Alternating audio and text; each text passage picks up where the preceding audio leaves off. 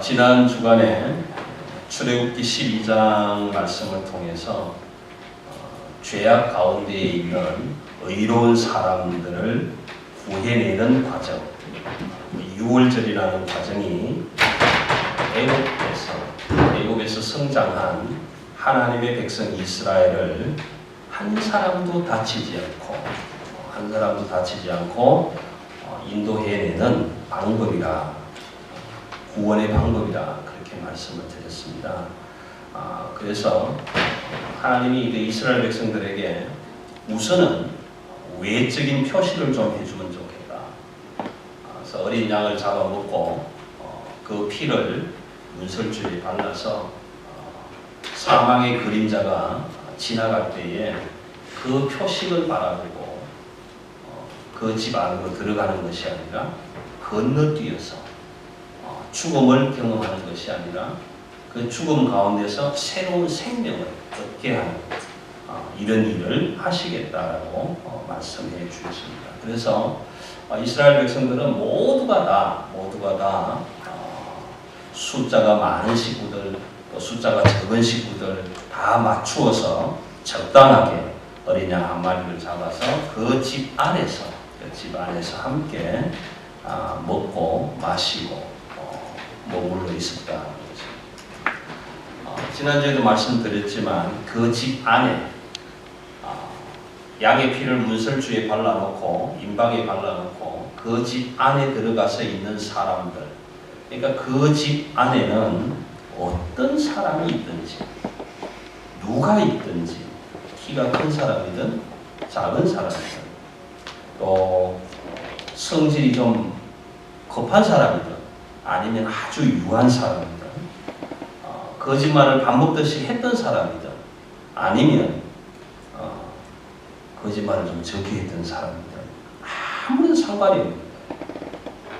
그 하나님의 어린 양의 피를 문설주에 바르고 그 집 안에서 기다리고 있었던 사람들은 그 사람 한 사람이 어떤 사람이든지 간에 아무런 문제가 되지 않고 그 하나님의 죽음의 그림자는 오직 표시가 되는 그 어린 양의 피를 볼 때에 넘어갔다.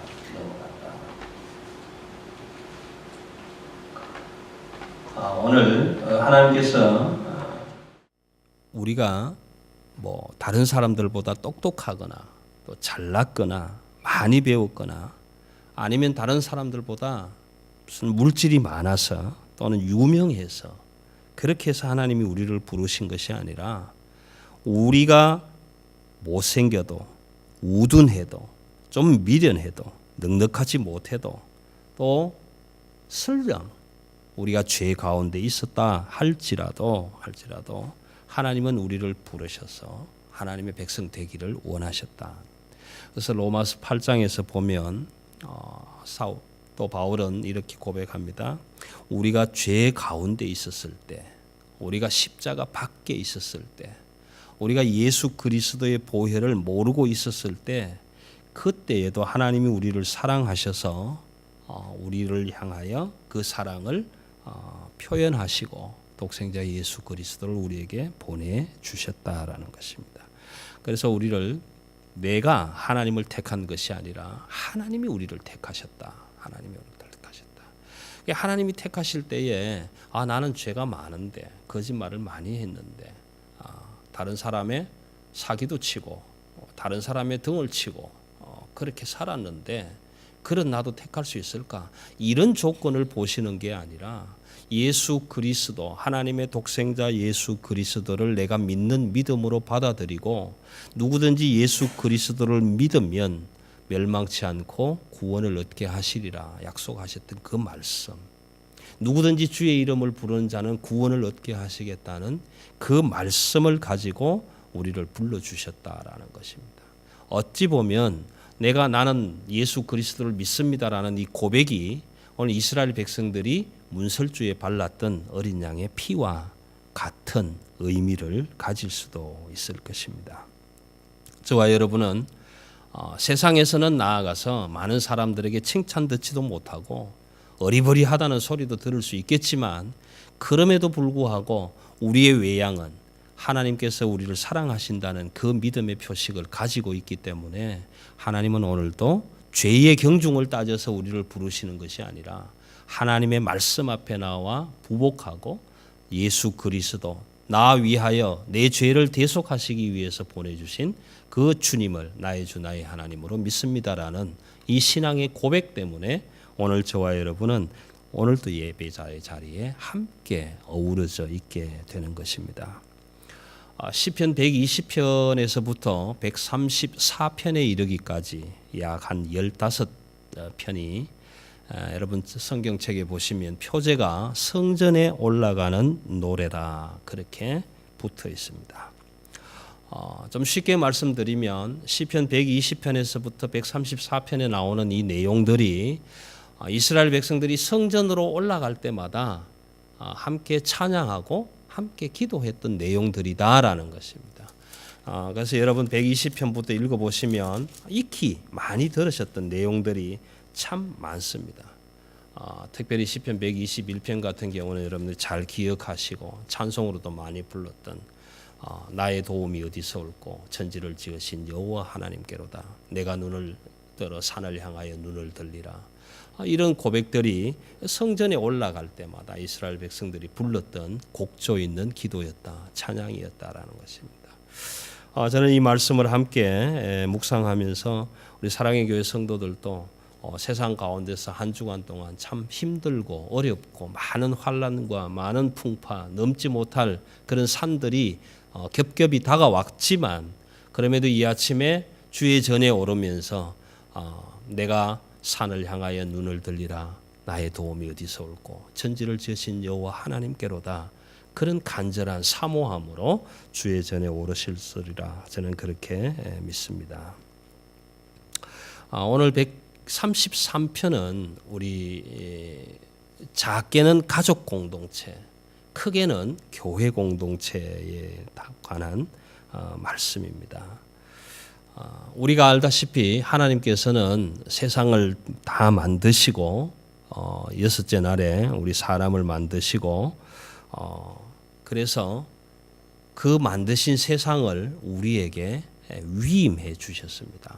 너희가 가서 살 땅이라고 말씀해 주시고 우리를 보내주셨습니다. 그래서 남자와 여자가 가정을 이루고 또 거기서 자손들이 생겨나고 생육하고 번성하고 창대하는 이런 하나님의 복을 받아 누리면서 그들이 오손도손 사랑을 나누고 화목하게 살면서 하나님을 공경하고 부모에게 순종했습니다. 그런 모습을 바라본 그 하나님, 창조주 하나님은 얼마나 그 기쁨이 크셨을까. 마치 우리가 부모가 되어서 자녀들을 출가시켜서 그 자녀들이 오손도손 정말 사랑으로 서로 다독거리면서 살아가고 거기에서 자녀들이 태어나고 또 성장하고 번성해가는 모습을 바라보면 우리 아버지 어머니의 마음이 흐뭇한 것처럼 오늘 우리가 하나님 안에서 그렇게 살아갔을 때는 하나님이 참 기뻐하셨을 거예요. 그래서 그 하나님의 그 기쁨을 창세기 1장 31절에 보시면 심히 기뻤더라. 하나님이 보시고 심히 기뻤더라. 심히 좋았더라. 그래서 하나님이 보시기에 심히 좋았더라. 그렇게 기록하고 있습니다. 그런데 그렇게 심히 좋았더라고 기뻐하셨던 그 하나님의 백성들이 그만 형제가 서로 시기하고 다툼 끝에 형이 동생을 죽이는 이런 사건이 일어나고 말았습니다. 그 가정을 바라보고 참 기뻐하고 그래서 심히 기뻐한다고 기록을 했었던 그 하나님의 기쁨도 그만 진노가 되고 안타까움으로 바뀌어버리는 거죠. 그건 자녀들의 다툼 끝에 생긴 이런 아주 불행한 결과로 인해서 부모가 된 아담과 하와는 얼마나 그 아픔이 컸을까요? 그 아담과 하와의 아픔을 제가 어떻게 말씀을 드리겠습니까마는 아마 여러분들은 그 부모, 자녀를 가진 부모의 마음으로서 자녀가 함께 싸움질하고 시기하고 그래서 형이 동생을 죽이는 이런 사건을 바라보면서 그 안에 쌓였던 그 아픔, 아담과 하와의 아픔이 사실 오늘 저와 여러분의 아픔으로 남아 있는 겁니다. 133편 본문을 보시면 보라 형제가 연합하여 동거함이 어찌 그리 아름다운고 어찌 그리 선하고 아름다운고 형제가 연합하여 동거함이 어찌 그리 선하고 아름다운고 주님 안에서 말씀 안에서 복음 안에서 하나님이 주시는 구원의 감격 안에서 한 형제가 된 사람들이 어울려 함께 사는 일, 이게 여러분 지금 우리 시대에 정말 말할 수 없는 하나님의 사랑일 뿐만 아니라 큰 기적입니다. 세상에서 가장 선하고 아름다운 일이 오늘 시편 기자는 형제가 연합하여 동거함이다, 그렇게 표현하고 있는 것입니다.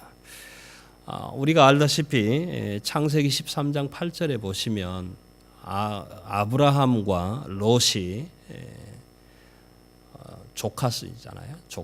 조카를 데리고 많은 어려움이 있었을 거예요. 많이 어려움이 있었을 거지만 함께 고생하고 수고하고 애쓴 보람이 있어서 양떼들이 많아졌어요. 양떼들이 많아져서 이제 이런 상황이 벌어집니다.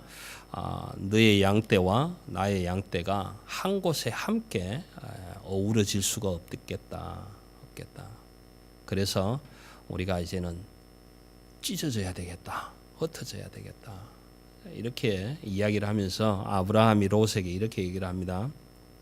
너와 나는 골육이니 우리 사이에 다툼이 일어나지 말게 하자. 너와 나는 골육이다라는 것입니다. 골육. 피가 섞여 있는 형제라는 거죠. 그러니까 우리가 한 혈육이니까 너의 목자 나의 목자가 서로 양을 잘 먹이기 위해서 다투지 말자. 화합하자. 비록 헤어져서 살아야 되지만 다툼은 일어나지 않게 하자. 지금 우리의 시대가 어떻습니까? 혈육을 가진 형제들, 부모의 피를 함께 받아서 한 배를 빌어서 나온 형제 자매들도 서로 싸우고 죽이는 모습을 우리는 가까이에서 보고 있지 않습니까? 부모도 죽이고 남편도 죽이고 아내도 죽이고 자녀도 죽이고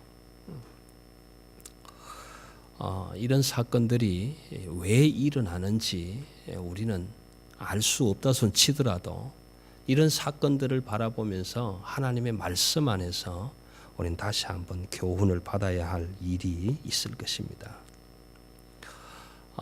얼마 전에 있었던 우리 대한민국의 부끄러운 일이지만 남편을 죽이고 보험금을 타고 또 새로운 남자친구를 또 죽이고 보험금을 타고 시어머니까지 죽여서 보험금을 타려고 했던 여자분이 잡히게 되었습니다.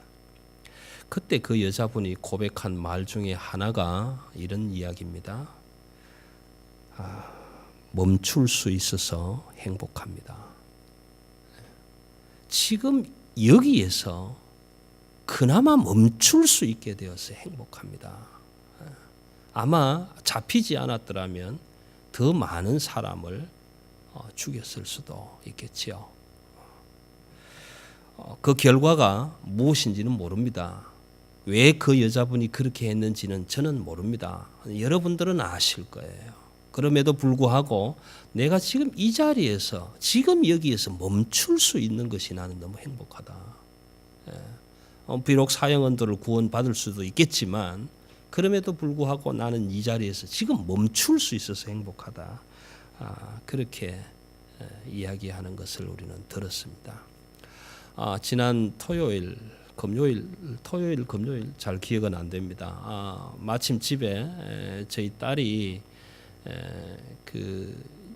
저는 뭐 들어보지 않은 프로그램인데 눈이라는 프로그램인데 리얼 스토리를 이야기한다라는 뭐 프로그램을 하나 이렇게 보고 있더라고 테이블에서. 그래서 그게 뭐니 이러니까 이거 아빠 리얼 스토리예요. 그래서 리얼 스토리가 아닌 것도 세상에 많습니다. 픽션도 있고 논픽션도 있는데 이건 진짜 이야기라는 거예요. 그래서 얼른 제가 그걸 뺏어서 한동안 보았는데 내용이 뭐냐 하면 언니와 동생이 23년간을 원수처럼 지냈다라는 거예요. 그래서 그 원수처럼 지낸 원인이 뭐냐라니까 멍게 양식장을 하는데 그 멍게 양식장을 둘러싼 언니와 여동생의 다툼 때문에. 그래서 그분들이 23년 만에 이제 만나게 되는 장면을 끝으로 해서 그 얘기를 소개해 주는데 서로가 그렇게 고백을 해요. 그게 뭐라고? 그 멍게 양식장이 돈으로 얼마의 가치가 있는지는 모르지만 그게 뭐라고 우리가 한 피 바다 한 몸 이룬 형제 자매가 23년을 원수처럼 살아야 했는가? 동생은 동생대로 울면서 그게 뭐길래 내가 이렇게 살았는지, 언니는 언니대로 울면서 도대체 그게 뭐길래 내가 이렇게 살았는지. 그래서 23년 만에 만남이 이루어졌는데 그 언니와 동생이 부둥켜 안고 하는 말이 그 말이에요. 언니, 도대체 그게 뭐였길래 우리가 23년을 이렇게 원수처럼 살았어야 했냐? 나 이제 다시는 그렇게 살지 않을 거야. 그런 만남을 방송에서 보여주었습니다. 오늘 본문에서 말하는 이 형제라는 의미는요, 혈육을 넘어선 의미입니다. 한 아버지와 한 어머니 사이에서 태어난 피를 받은 형제라는 의미가 아니라 아버지도 다르고 어머니도 다르고 육신의 어머니 부모는 다 다르지만 그럼에도 불구하고 그 혈육의 관계를 넘어선 사람들, 하나님의 말씀으로 어린 양의 피로 피 발음을 한 이스라엘 백성들처럼 하나님의 어린 양으로 고기를 먹고 문지방에 피를 발랐던 사람들처럼 숫자가 적은 가정과 많은 가정이 한데 묶어서 거기에 합당한 한 마리의 양을 잡고 그 피를 같이 발랐던, 그래서 내 집은 아니지만 그 이웃집이지만 우리는 식구가 작으니까 많은 식구가 있는 집에 들어가서 그 집 안에서 함께 어우러져 먹고 마시고 그 피를 문지방에 발라서 있었던 혈육적인 관계가 아무것도 아닌 그런 사람들이 한 집 안에서 하나님의 말씀으로 어린 양의 피로 예수 그리스도의 구원의 공로로 십자가의 은총으로 하나 된 사람들이 어우러진 형제를 의미하고 있는 것입니다. 그래서 오늘 우리가 찬양했지만 예수 그리스도의 사랑 안에서 한 피 바다 한 몸 이룬 형제 자매, 혈육적으로는 아무 관계 없는 피 한 방울 안 섞인 그런 사람들이지만 그럼에도 불구하고 저와 여러분들이 이 피가 섞인 사람들도 싸우고 서로 죽이고 하는 이 세상 가운데 살면서 피 한 방울 섞이지 않았지만 하나님의 말씀으로 구원의 감격으로 그 어린 양의 피로 우리 온 몸 바깥을 다 발라서 하나님 보시기에 참 좋았더라 말씀하실 수 있는 저와 여러분이 이렇게 한 자리에 모여서 예배하고 함께 교제하고 함께 나누고 함께 사랑하고 함께 용서하고 함께 위로하고 함께 용기를 돋워주는 이 어우러짐이 하나님의 기적이다라는 거예요. 여러분, 세상 사람들은 이렇게 안 돼요. 이렇게 안 된다고요. 오늘 우리가 세상을 바라보면 그렇지 않습니까? 여러분, 저와 여러분이 그 예수의 피를 발랐다는 그게 뭐길래? 하나님의 말씀을 함께 듣고 누린다는 것이 뭐길래? 마치 이스라엘 백성들이 그 밤에 얘들아 이 집에 와. 우리가 그 집 갈까? 너희 둘밖에 없잖아. 우린 셋인데 그래, 5사람이 모여서 양 한 마리 잡자. 그리고 그 사람들을 다 집에 불러서 집 안에 들어오고 그 2사람의 집에는 양피가 안 발려지잖아요. 왜? 이 집으로 먹으러 왔으니까. 내 집은 양피가 안 발렸지만 남의 집이지만 그 집에 와서 함께 고기를 어우러져 먹고 그 피를 문지방에 발랐기 때문에 그 안에서 함께 구원받고 살아나는 이런 사건이 하나님의 기적이라는 거예요. 오늘 교회 공동체는 그런 기적으로 살아가는 데입니다. 세상적으로 따지면 이익을 챙겨야 되고 실리를 따져야 되고 저 사람이 나한테 얼마나 유익을 줄 건지 아니면 저 사람이 나한테 얼마나 손해를 끼칠지 그것 생각하면서 어우러지는 공동체가 아니라 하나님의 그 구원의 감격으로 하나님께서 주신 그 말씀의 감격으로 내가 예수 그리스도를 믿어 하나님의 자녀가 된 그 감격으로 우리는 하나님 안에서 말씀 안에서 어린 양의 피 안에서 형제 자매잖아. 그 마음으로 어루우진 그 마음으로 어울려지는 공동체가 오늘 교회 공동체다라는 것입니다. 그래서 이 연합이 어떻게 이루어지는가? 연합이. 당신이 내가 고기 잡아먹고 양푼이에 피 한 방울 담아서 줘서 너 집에도 발라라? 우리 집에도 발랐다? 이렇게 해서 이루어지는 연합인가? 아니면 피 한 방울 섞이지 않은 그 사람들이 다만 예수 그리스도의 말씀 때문에 이루어진 연합은 도대체 어떻게 이루어지는 건가? 오늘 시편 기자는 이렇게 얘기를 합니다. 아론의 머리에 부은 기름이 수염을 타고 흘러내려서 그 아론의 옷깃을 타고 옷 가장자리에까지 흘러넘침 같다. 여러분 여기 이 말씀은 출애굽기 8장에서 레위기 8장에서 소개되는 내용입니다. 아론은 여러분들이 아시다시피 제사장입니다. 레위기 8장에서 아론이 제사장이 되는 예식을 가지게 되는데 여러분 성경에서 말씀하시는 것처럼 기름 부음을 받는 사람들은 세 부류가 있습니다. 첫째 부류는 메시아, 우리 예수 그리스도. 그는 메시아, 기름 부음을 받은 자, 죄에서 그의 백성들을 구해내실 자. 그래서 메시아의 기름 부음 받음이 있고요. 그 다음 두 번째는 왕이 기름 부음을 받습니다. 그 나라의 왕은 하나님이 보내신 제사장의 역할을 하는 자리이기 때문에 왕의 머리에 기름을 붓게 되는 것입니다. 그리고 세 번째는 제사장들입니다. 제사장들은 하나님의 백성 공동체를 말씀으로 양육하고 하나님의 사랑으로 양육해 가야 할 책임을 위탁받는 의미에서 기름 부음을 받게 됩니다.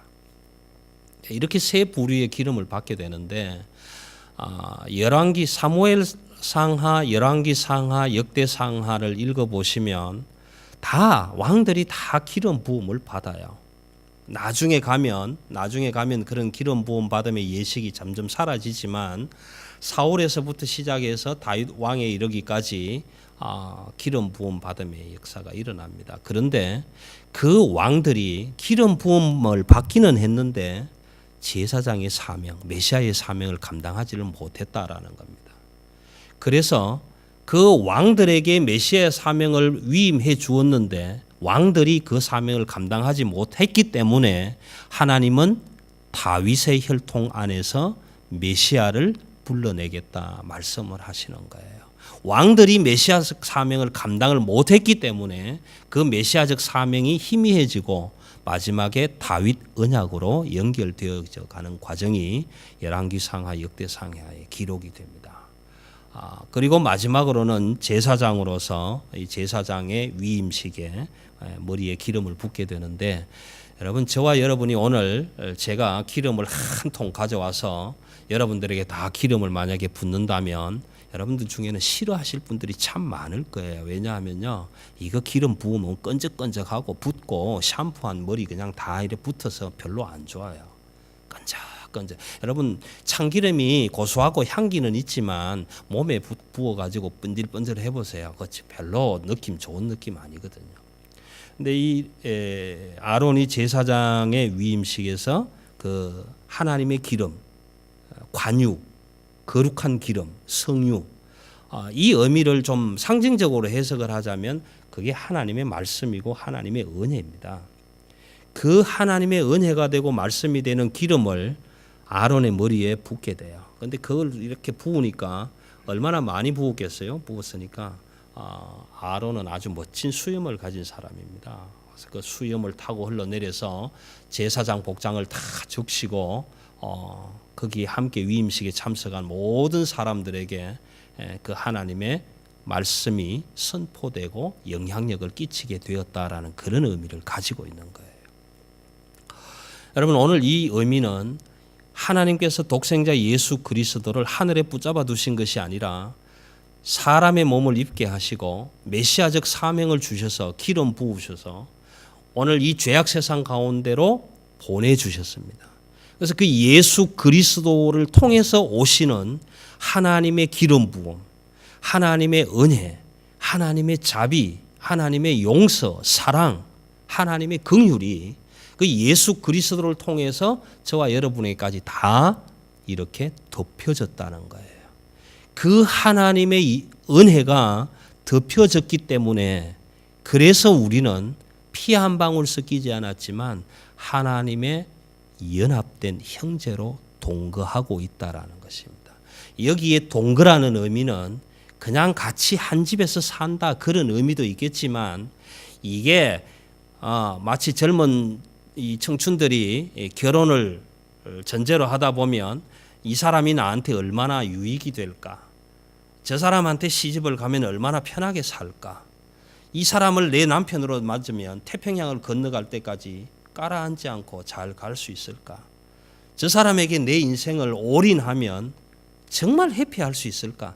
이런 것을 따지고 실리를 따지어서 그렇게 해서 동거하는 것이 아니라 하나님의 은혜가 무작위적으로 덮여졌기 때문에 나를 사랑하신 하나님이 저 사람도 사랑하기 때문에 내게 은혜 주신 하나님이 저 사람에게도 은혜를 주셨기 때문에 단지 그 이유 하나만으로 함께 어우러지는 동거라는 의미.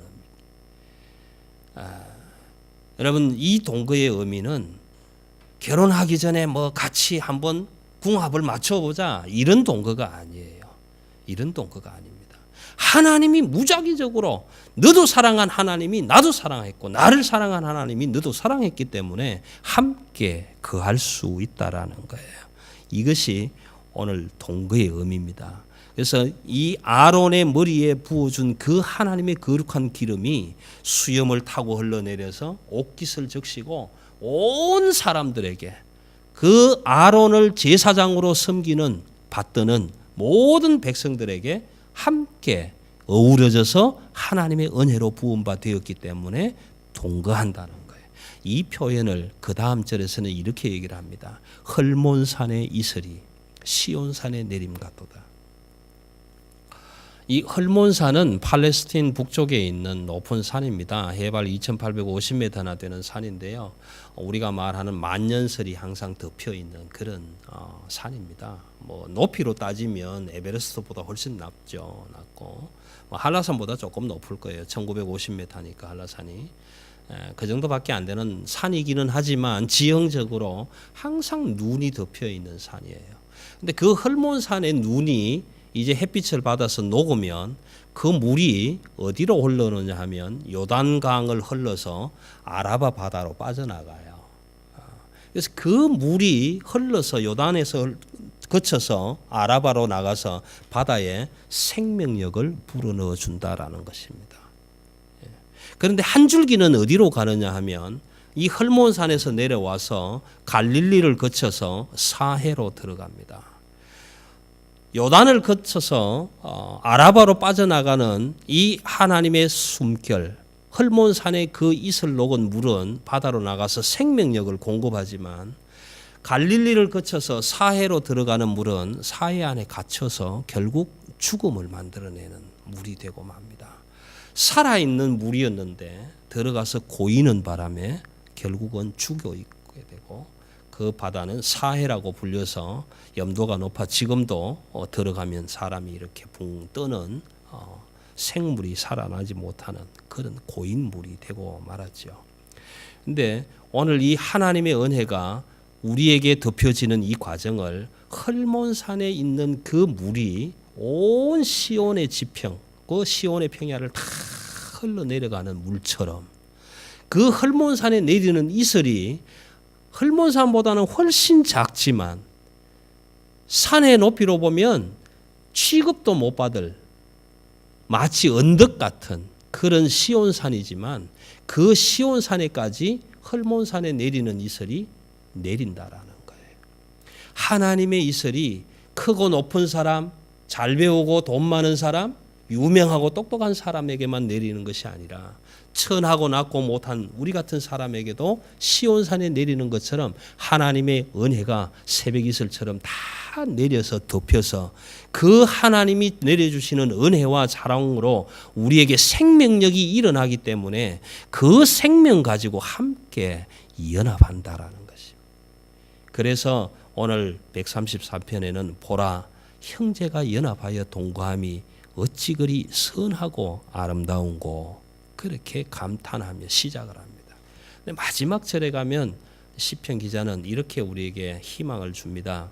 하나님께서 형제가 연합하여 동거하는 그 아름답고 선한 현장에 그 선한 현장에 하나님이 복을 명하셨다. 하나님이 복을 명하셨다. 여러분 혈육이든 아니든 하나님의 말씀을 발랐든 안 발랐든 양의 피를 발랐든 안 발랐든 그것 가지고 찢고 볶고 싸우고 하는 일들이 세상 가운데서 일어나지만 그럼에도 불구하고 그런 삶의 현장이 아니라 서로 용서하고 서로 남을 나보다 낫게 여기고 칭찬하고 섬기고 그래서 베풀고 나누는 그 현장에 하나님은 복을 명하셨는데 그 복이 이름이 하나님이 명하신 복의 이름이 영생이라 그렇게 기록합니다. 여러분 우리가 예수를 믿고 구원받는다라는 이 의미가 죽어서 영원한 하늘나라에 가는 의미가 아니에요. 여러분 하나님의 구원은 하나님의 말씀을 통해서 저와 여러분이 살아가는 이 현장 속에서 일어나는 거예요. 여러분 우리 입장을 한번 생각해 보세요. 지진이 나서 아수라장이 되어서 죽어가는 현장들, 예수를 믿는다는 것 때문에 수없이 많은 사람들이 한 교실 안에 갇혀서 총을 맞아야 하는 현장들, 생각해 보면 여러분들 아시는 말대로 아비규환이 따로 없지 않습니까? 오늘 우리는 여기에 앉아서 평안해 보이는 것 같지만 이 안에서 내 욕심을 찾고 내 이익을 찾고 내 실리를 따지면서 싸움이 일어나고 언쟁이 일어나고 분쟁이 일어난다면 여기는 하나님의 복이 명령되지 않습니다. 여기는 구원이 없는 거예요. 여기는 영생이 없는 거예요. 그러나 하나님은 그렇게 말씀하시는 것이 아니라 형제가 연합하여 동거함이 어찌 그리 선하고 아름다운고 하나님이 보시기에 선하고 아름다운 하나님의 백성들이 함께 어우러져 함께 나누고 함께 사랑하고 함께 용서하고 함께 섬기는 그 현장에 하나님은 구원을 주시고 복을 주시겠다 말씀하시고 그 복의 이름을 영생이라고 불러주셨다라는 것입니다. 그렇다면 말씀을 마무리합니다. 그 영생이 뭐냐라는 것입니다. 우리에게 주신 그 영생이 정말 영원한 삶. 저는 여러분들에게 자신 있게 말씀드리지 못해요. 왜냐하면 경험해 보지 않았기 때문에. 내가 죽어서 천국을 가면 내가 이 땅에 살아있는 이 육신의 몸으로 이 멀쩡한 영으로 내가 천국에 왔구나라고 인식할 수 있을지 없을지 저는 경험해 보지 않아서 말씀드릴 수는 없어요. 그러나 성경에 의하면 하나님은 분명히 그렇게 해 주실 것이라고 말씀을 해 주셨기 때문에 저는 믿고 갑니다. 오늘 저와 여러분이 믿을 수 있는 것은 예수의 피를 바른 자들, 하나님의 말씀으로 인침을 받은 자들, 다른 사람을 나보다 낫게 여길 수 있는 마음, 남을 섬길 줄 아는 마음, 다른 사람을 용서할 수 있는 마음, 그 마음을 베푸는 그 하나님의 구속의 은총의 사랑을 나누는 현장, 그래서 십자가의 보혈이 지금도 우리를 통해서 흘러내려오고 그 십자가의 보혈이 강단을 통해서 저와 여러분의 삶 속으로 흘러 들어가고 그 십자가의 보혈이 우리의 가정 속에서 우리를 다 묶어서 연합할 때 그때 그 안에 하나님의 구원의 복이 선포되어진다라는 것입니다. 여러분, 우리는 예수 그리스도를 통하여 새벽 이슬 같은 은혜를 날마다 받아 누리고 있습니다. 그런데 그 은혜를 은혜로 기억하고 깨닫고 알아가는 사람들이 너무 적다라는 것입니다. 너무 적다. 하나님께서 명령하신 복이 그저 죽어서 천국 하나님의 나라로 가는 거다. 그렇게만 이해하는 것은, 여러분, 천국은 그 하나님의 나라, 부르심이 있는 그 나라에 들어가는 것도 중요하지만 오늘 이 땅에서 천국 같은 마음으로 살아가시는 현장이 중요합니다. 여러분, 한번 생각해 보세요. 아버지와 아들이 집안에서 치고받고 싸움이 일어나는 그 현장이 천국이라고 누가 얘기하겠습니까? 언니와 여동생이 23년 동안 죽일 놈 살릴 놈 하면서 살아가는 그 가정을 어느 사람이 천국이라고 얘기하겠습니까? 그러나 그 23년 동안 원수처럼 지냈던 그 오누이가, 자매가 단 한순간 방송을 통해서 서로가 서로를 향하여 달려와서 마주보고 끌어안고 흐느끼면서, 언니 내가 왜 그렇게 살았는지 몰라. 내가 왜 이렇게 지옥같이 살았는지 몰라. 동생을 향해서 언니가 나도 그때 왜 그랬는지 몰라. 이제는 우리 그래 살지 말자. 우리는 혈육이잖아. 남도 아니잖아. 오늘 아브라함이 롯을 향해서 너와 나는 골육이다. 우리 사이에 다툼이 일어나게 하지 말자.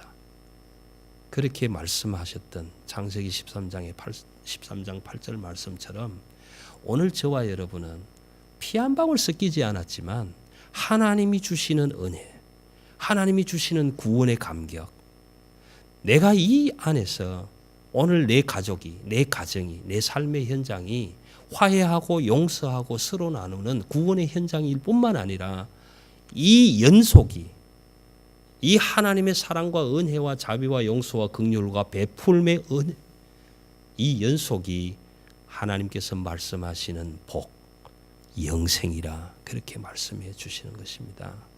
여러분, 우리는 살아가면서 참으로 어려울 때 많을 것입니다. 힘들 때 많을 것입니다. 그때마다 하나님께서 예수 그리스도를 이 땅에 보내주셔서 그 예수 그리스도로 말미암아 내가 연합함을 얻고 동거함을 얻고 그 예수 그리스도를 통해서 주신 말씀, 육신이 되어 오신 그 예수님의 말씀을 통해서 십자가 위에서 흘려주신 그 보혈을 통해서 우리는 동거할 수 있고 연합될 수 있고 그 선하고 아름다운 현장을 만들어갈 때마다 하나님이 명령하신 복, 영생을 누리게 될 것입니다. 이 영생은 보배로운 기름 없이는 안 됩니다. 이 보배로운 기름은 내가 만드는 것이 아니라 하나님이 내게 부어주신 그 기름.